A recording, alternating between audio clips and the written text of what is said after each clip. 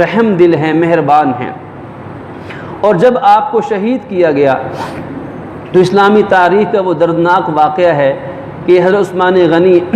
آپ کا دور خلافت بڑا شاندار اور نمایاں دور خلافت تھا، جس کے اوصاف اور تفصیلات تو اس تھوڑے وقت میں بیان کرنا ممکن نہیں ہے، لیکن کئی تجدیدی کارنامے ہوئے۔ آخر کار وہ وقت بھی آیا کہ جب بلوائیوں نے، باغیوں نے مدینہ طیبہ کے اندر سر اٹھانا شروع کر دیا اور ایک طوفان بدتمیزی برپا کیا۔ مسجد نبوی کے اندر اذان اور نماز پڑھانے پر پابندی عائد ہو گئی، مسجد نبوی کی بے حرمتی کرنا شروع کر دی۔ آپ کا، حضور کا وہ عصا، وہ لاٹھی جسے پکڑ کے آپ خطبہ دیا کرتے تھے، وہی حضرت ابوبکر صدیق نے بھی استعمال فرمایا، وہی عصا مبارک حضرت عمر فاروق نے بھی استعمال فرمایا۔ باغیوں نے اس عصا کو، اس چھڑی کو بھی توڑ ڈالا۔ اور پھر وہ وقت آیا کہ حضرت عثمان غنی کا کھانا پینا بھی بند کر دیا گیا، کہ پانی بھی ان کو اپنے گھر کے اندر نظر بند کر دیا گیا ہے۔ اب گلیوں کے اندر، مدینہ کی گلیوں کے اندر بلوائی اور باغی دندناتے پھر رہے ہیں۔ اب امیر المؤمنین سیدنا حضرت عثمان غنی رضی اللہ عنہ خلیفہ سوم اپنے گھر کے اندر محصور ہیں، اور ہفتے گزر گئے، گھر میں کھانے پینے کی کوئی چیز پہنچ نہیں سکی ہے۔ صحابہ کرام پانی پہنچانا چاہتے ہیں لیکن انہیں روک دیا جاتا ہے۔ حضرت علی المرتضیٰ کرم اللہ وجہہ پانی لے جا رہے ہیں، انہیں روک دیا جاتا ہے، حتیٰ کہ آپ اپنی پگڑی اتارتے ہیں، اسے پانی کے اندر ڈبوتے ہیں اور وہ پگڑی آپ کے گھر کے اندر پھینک دیتے ہیں کہ امیر المؤمنین اس پگڑی کے نچوڑ کر اپنی شاید پیاس اس طرح بجھا سکے۔ اور حالت یہ ہے کہ صحابہ کرام آپ کی خدمت میں حاضر ہوتے ہیں کہ امیر المؤمنین صرف آپ ہمیں حکم دے دیں،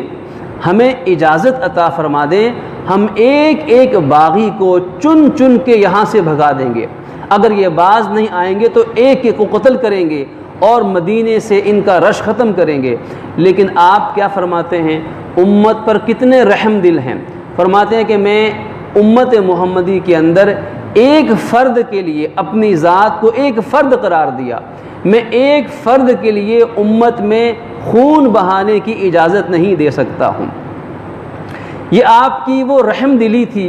وہ نرم دلی تھی کہ اپنے اوپر تو سختی برداشت کر رہے ہیں، اپنے لیے تو ساری مصیبتیں جھیل رہے ہیں، اگر آپ چاہتے تو اسلامی خلافت تھی، اسلامی فوج تھی، جانثار موجود تھے، اور صحابہ کرام سب آپ کی حفاظت کے لیے مامور تھے، لیکن آپ نے سب کو منع فرما دیا کہ ان سے زبانی کلامی تو بات کرو، لیکن ان کے خلاف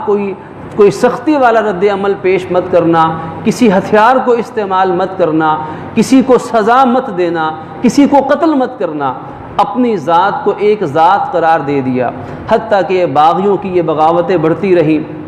اور کم و بیش 40 دن کا عرصہ گزر گیا اور آپ کے گھر پانی نہیں پہنچ سکا۔ آپ بھوکے پیاسے، آپ کی زوجہ محترمہ سیدہ حضرت نائلہ رضی اللہ عنہا بھی گھر کے اندر محصور ہیں، اور نہ کھانا ہے نہ پینا ہے۔ کسی نے اس دوران آپ سے پوچھا کہ امیر المؤمنین آپ کا گزر بسر کیسے ہوتا تھا، کہ جب پانی نہیں ملے گا، جب کھانا نہیں ملے گا تو انسان زندہ کیسے رہتا ہے؟ آپ فرماتے تھے کہ جب مجھے پیاس لگنا شروع ہوتی تو میں قرآن پاک کی تلاوت کرنا شروع کر دیتا، اور تلاوت سے اللہ میری پیاس بجھا دیتا، اور جب مجھے بھوک لگتی تو میں قرآن پڑھنا شروع کر دیتا، اللہ قرآن کی برکت سے میری بھوک مٹا دیتا، کہ قرآن پڑھتا ہوں پیاس بھی بجھتی ہے، قرآن پڑھتا ہوں بھوک فنا ہو جائے گی۔ تو یہ جو علامات قیامت ہیں، یہ ایک علماء نے لکھا ہے کتابوں کے اندر کہ حضرت عثمان غنی جب انہیں 40 دن تک یوں محصور کیا گیا، بھوکے پیاسے آپ تڑپتے رہے، اور ایک دن آپ اپنے گھر کی دیوار کے پاس کھڑے ہوئے چھت کے قریب، اور آپ نے ایک خطبہ دیا، اس طویل خطبہ تھا۔ اس خطبے میں یہ بھی فرمایا، آپ نے باغیوں کو خطاب کیا، انہیں قتل کرنے کا حکم نہیں دیا، انہیں مارنے کا حکم نہیں دیا، انہیں قید کرنے کا حکم، بلکہ زبان سے ان کو سمجھاتے رہے، اور فرمایا کہ تم جانتے ہو کہ میں کون عثمان ہوں؟ میں وہ عثمان ہوں جب مدینے میں پینے کے لیے پانی نہیں تھا تو میں نے کنواں خرید کے وقف کیا تھا۔ تم جانتے ہو کہ میں کون عثمان ہوں؟ میں وہ عثمان ہوں جب حضور پاک نے مسجد نبوی کی توسیع کے لیے زمین کا حصہ خرید کر دینے والے کے لیے جنت کی بشارت دی تھی، تو میں ہی وہ تھا جسے اللہ نے توفیق دی تھی کہ میں نے اپنے حلال مال سے زمین کا حصہ خرید کر مسجد نبوی کے لیے وقف کیا تھا۔ اور تم جانتے ہو کہ میں کون عثمان ہوں؟ میں وہ عثمان ہوں جس کے لیے اللہ کے نبی جنت کی بشارتیں دیتے رہے۔ لیکن باغی سر پھرے، دماغ میں ایسا تعصب تھا کہ کسی چیز کا اثر نہ لیا، اور آخر کار ایک شخص نے دیوار پھلانگ کر گھر میں گھسا اور حملہ کیا، لوہے کا سریا آپ کے سر مبارک پر مارا اور سر مبارک سے خون کے فوارے چھوٹ پڑتے ہیں۔ دوسرا بدبخت آگے بڑھتا ہے اور تلوار سے آپ پہ وار کرتا ہے۔ آپ کی زوجہ محترمہ آپ کو بچانے کے لیے اپنا بازو ہاتھ آگے کرتی ہیں تو زوجہ محترمہ کا ہاتھ اور انگلیاں آگے سے کٹ جاتی ہیں۔ اور تیسرا پھر دوسری طرف سے تلوار کا نیزے کا وار کرتا ہے، آپ کی گردن پہ تلوار لگتی ہے اور سر مبارک کٹ کر جسم کے ساتھ لٹک جاتا ہے، اور آپ کا سر مبارک سامنے کھلے ہوئے قرآن پاک کے اوپر جا گرتا ہے۔ اور روایات میں ملتا ہے کہ اس وقت جس قرآن پاک کے حصے پر آپ کے اس معصوم خون کے چھینٹے پڑتے ہیں، وہاں یہ آیت کریمہ لکھی ہوتی ہے فَسَيَكْفِيكَهُمُ اللَّهُ وَهُوَ السَّمِيعُ الْعَلِيمُ، جس کا ترجمہ یہ بنتا ہے کہ اللہ آپ کے لیے ان لوگوں کی طرف سے کافی ہو جائے گا، اللہ اس حالت کو سن بھی رہا ہے، اللہ اس حالت کو دیکھ اور جان بھی رہا ہے۔ تو گویا کہ حدیث میں آتا ہے کہ قیامت میں جس جگہ پر کسی بے گناہ مسلمان کو شہید کیا جائے گا تو وہ جگہ بھی قیامت کے دن اللہ تعالیٰ کی بارگاہ میں اس شہید کی شہادت کی گواہی دے گی، اور جس چیز سے شہید کیا گیا وہ اسلحہ اور وہ اوزار بھی گواہی دیں گے۔ اب قیامت کے دن عثمان غنی کی گواہی اللہ کا قرآن دے گا، یہ قرآن شفاعت کرے گا کہ باری تعالیٰ عثمان غنی کا یہ معصوم لہو میرے دامن پہ گرا تھا اور میں اس شہید مظلوم کی گواہی تیری بارگاہ میں پیش کرتا ہوں۔ 3 دن تک آپ کی نعش مبارک گھر میں پڑی رہی، اور باغیوں نے مدینے کی ہر گلی میں کوہرام برپا کیا ہوا تھا، اور جس پہ بس چلتا تھا ظلم ڈھاتے تھے، اور آپ کی تدفین عمل میں نہ آ سکی ہے۔ 3 دن تک آپ کی نعش مبارک پڑی رہی۔ آخر کار ام المؤمنین سیدہ حضرت ام حبیبہ رضی اللہ تعالی عنہ حضور کی زوجہ محترمہ ہیں، اور حضرت امیر معاویہ کی ہمشیرہ محترمہ آپ کی بہن ہیں۔ آپ پردے میں سے باغیوں کے سامنے یہ اعلان کرتی ہیں کہ اے باغیوں، اے سرکشو، اگر 3 دن گزرنے کے باوجود بھی اب تک تم نے امیر المؤمنین کی تدفین کی اجازت نہیں دی ہے، اگر تم اب بھی باز نہ آئے تو ہم امہات المؤمنین پردے سے باہر آ جائیں گی اور خود ہم عثمان غنی کی تدفین کریں گی۔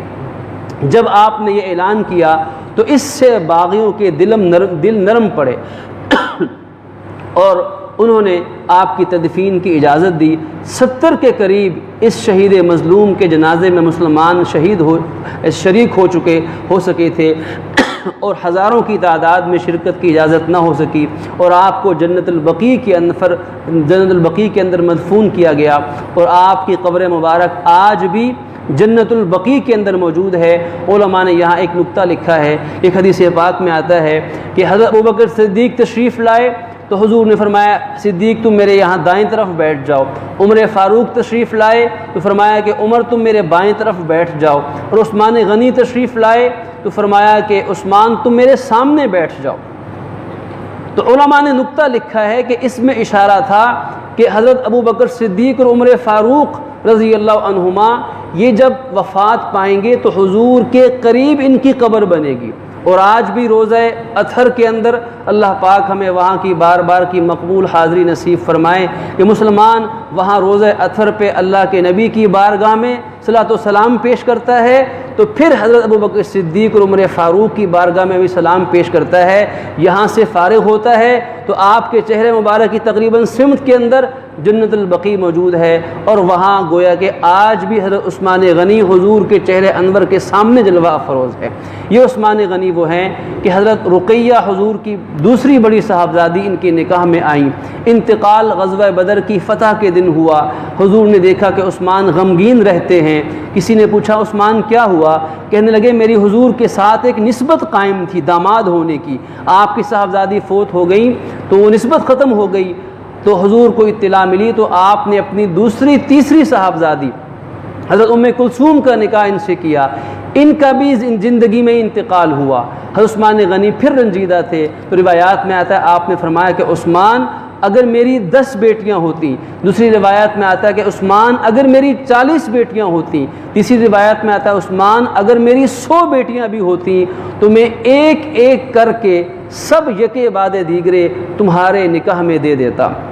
تو کیسے حضور کے یہ محبوب تھے، کیسا یہ عظیم داماد تھا، کیسے یہ عظیم صحابی تھے۔ تو ان کی سیرت کے جو نمایاں پہلو ہیں ان میں ایمان، دوسرا بڑا پہلو حیا ہے، تیسرا بڑا پہلو سخاوت ہے، چوتھا بڑا پہلو امت پر رحم دلی ہے، اور حضور کی محبت اور فکر آخرت تو روشن چراغ ہیں۔ اللہ رب العالمین اپنی رحمت سے شہید مظلوم خلیفۃ المؤمنین کی ہمیں سنت طیبہ اور آپ کی سیرت سے روشنی حاصل کرنے کی توفیق عطا فرمائے۔ وآخر دعوانا ان الحمد للہ رب العالمین۔